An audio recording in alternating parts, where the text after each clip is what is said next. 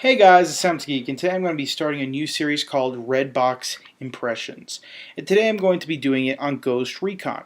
Not every game I get to buy or get a review copy of, so I rent some games, and this is one of the games I've rented.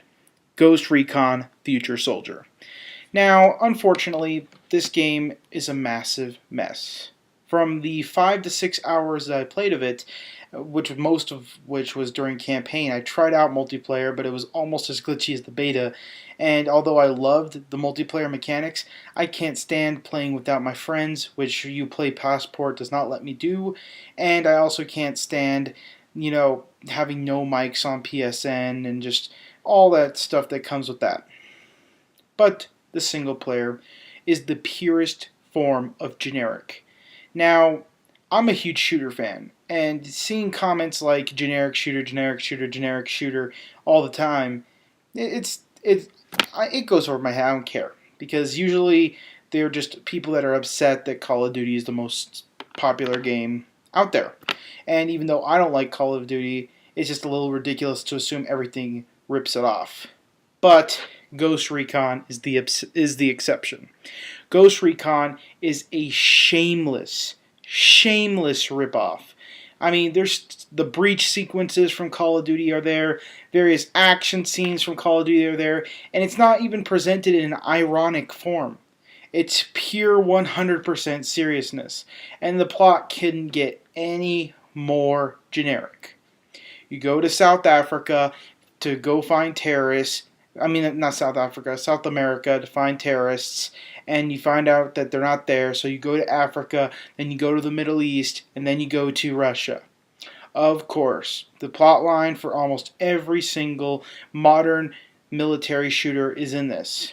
And the future soldier part about it actually ruined the game.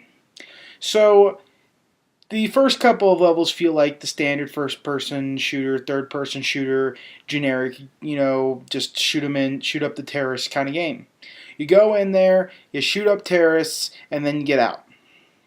But Ghost Recon tries to shake it up and tries to be a stealth game, and then those controls don't really work out, so they figured, oh man, these controls don't really work out, so why don't we just throw in these mechanics where you fly a drone over your enemy's head, mark them, and have your squad kill them?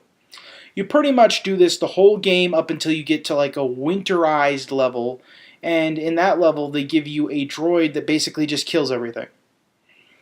And that level was absolutely ridiculous because I would just target things mortar, target things missile, and then it would just demolish the enemies, and I wouldn't even have to pull out my gun once. A whole level I didn't even use my gun because why bother? I have this super mechanical droid machine that just walks around and targets things for you. Then the next level they throw you in the woods in the dark and you're forced to use night vision, and you make one little mistake with your markings and you messes it all up. The difficulty spiking is completely weird because the first level it's like a shooting gallery. The next level you have to mark people and not get seen. And then the next level you have a gigantic indestructible droid monster that kills everything in its path. So the pacing is just weird. I don't like the level design was uninspired. The whole game is uninspired. It's just a shameless ripoff and cash in on the Call of Duty franchise. And it's just a little insane, man. I mean, it's like the developers nowadays just don't know what to do with this genre. So they just look at Call of Duty and try to mimic it. And I'm just talking about campaign-wise. Of course, the multiplayer is actually a lot more balanced than Call of Duty and a lot more team-based. But the single-player-wise, it's just like a lot of game developers have just lost.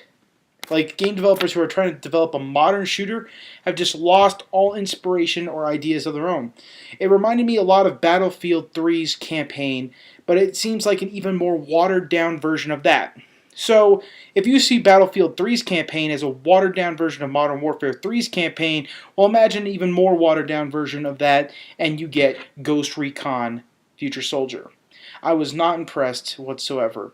And it was disappointing because after that beta, I was really interested in buying this game, and fortunately, I didn't have enough money to buy it because I'm going to E3, so I rented it to see it and check it out, and maybe I should throw $60 at this and I'm glad I didn't throw $60 at this.